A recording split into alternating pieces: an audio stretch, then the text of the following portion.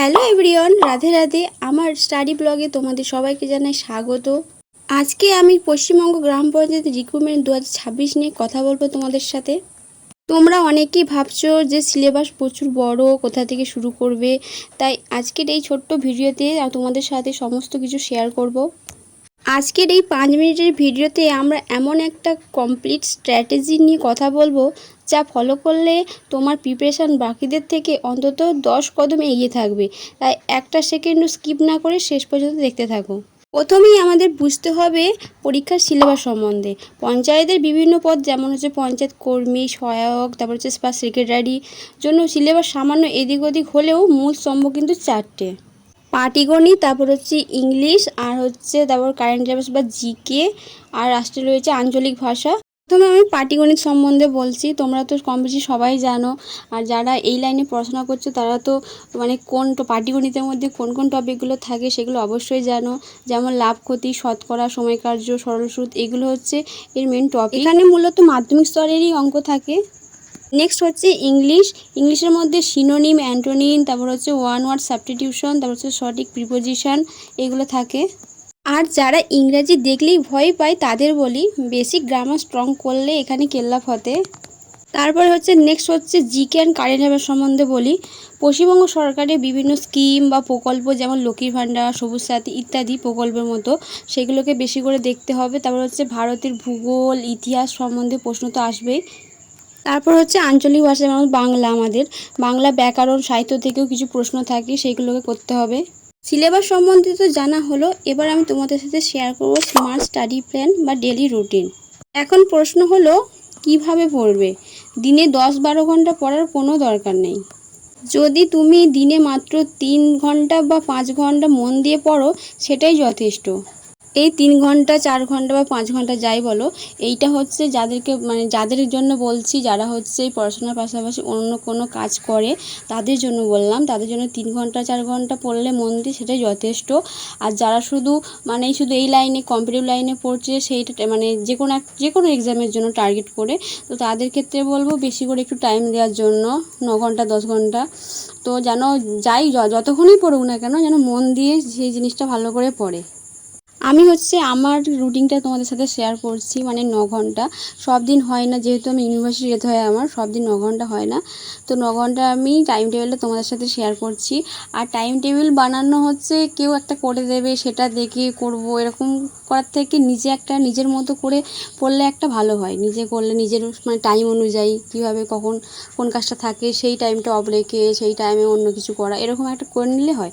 তো যাই হোক, আমি একটা আমার মতো টাইম টেবিল তোমাদেরকে বলছি। আমি হচ্ছে সকালবেলায় 2 ঘন্টা ম্যাথ করি। আর যাদের হচ্ছে কনসেপ্ট ক্লিয়ার নেই তারা হচ্ছে কনসেপ্ট ক্লিয়ার করবে 2 ঘন্টা শুধু ম্যাথ। আর যাদের হচ্ছে কনসেপ্ট পুরো ক্লিয়ার আছে তারা সাথে সাথে পিওয়াইকেও প্র্যাকটিস করা দরকার, 2 ঘন্টা সকালবেলা। তারপরে আমি 2 ঘন্টা রেখেছি রিজনিংয়ের জন্য, কনসেপ্ট ক্লিয়ার, সাথে হচ্ছে mock test, sectional mock test হয়। অনেক অ্যাপ আছে যেগুলোতে মক টেস্ট দেওয়া যায়, যেমন টেক্সট বুক, আরও অনেক নানা রকম আছে। আমি টেক্সট বুক থেকে দিই, ওটাই তাই বললাম।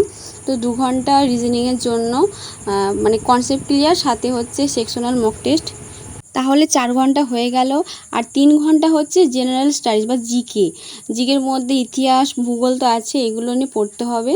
3 ঘন্টা, ওটা 2 ঘন্টা রাখলেও অসুবিধা নেই। যাদের যেমন যে সাবজেক্টটা যাদের বেশি উইক সেই সাবজেক্টের বেশি করে টাইম দিলেই হবে। আর কারেন্ট অ্যাফেয়ার্সের জন্য আমি 1 ঘন্টা রাখি, ওটা বেশি আমার এমনিতেও ভালোও লাগে না কারেন্ট অ্যাফেয়ার্সটা পড়তে, তাও কিন্তু পড়তে তো হবে, ওটা মাস্ট, ওটা না পড়লে হবেই না, এরকম ব্যাপার।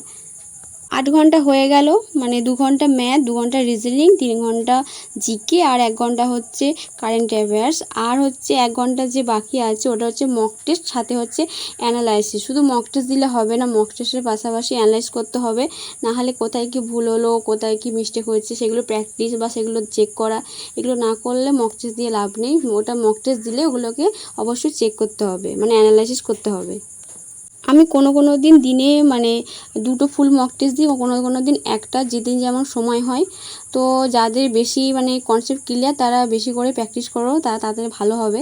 আর একটা কথা বলি, রিভিশন দেওয়াটা খুবই ইম্পর্টেন্ট। যা দিনে পড়লে যা সমস্ত কিছু সেগুলো একবার করে রিভিশন দেওয়া, নাহলে সব কিছু ভুলে যাবে। আর রিভিশন দিলে অনেক মনে থাকে ভালো, তাই জন্য বলছি একবার করে রিভিশন দিয়ে নেওয়া অবশ্যই উচিত। এবার আমি তোমাদেরকে সাকসেস হওয়ার 3টে গোল্ডেন টিপস দেব, যা তোমাকে কাট অফ ক্লিয়ার করতে সাহায্য করবে। প্রথমেই হচ্ছে প্রিভিয়াস ইয়ার কোশ্চেন, আগের বছরের প্রশ্নগুলো ভালো করে অ্যানালাইসিস করতে হবে।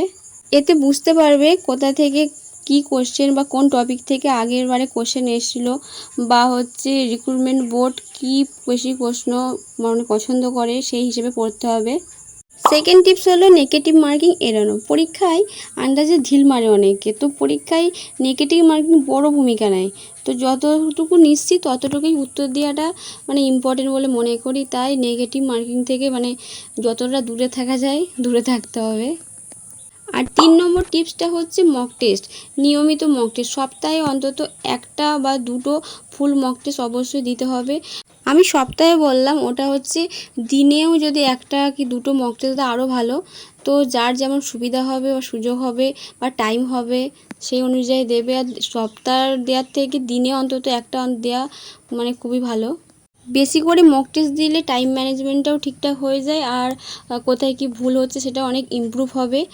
আর হচ্ছে ওএমআর শিটে ফিল আপ করার অভ্যাসটা বাড়িতে তৈরি করে নিতে হবে, কারণ পরীক্ষাটা ওএমআর শিটেই তো হবে। তো ওই জন্য বলছি বেশি করে মক টেস্ট দিতে থাকো। তো বন্ধুরা, সুযোগ কিন্তু বারবার আসে না। 2026 এই পঞ্চায়েত রিক্রুটমেন্ট তোমার জীবন বদলে দেওয়ার একটা বড় সুযোগ।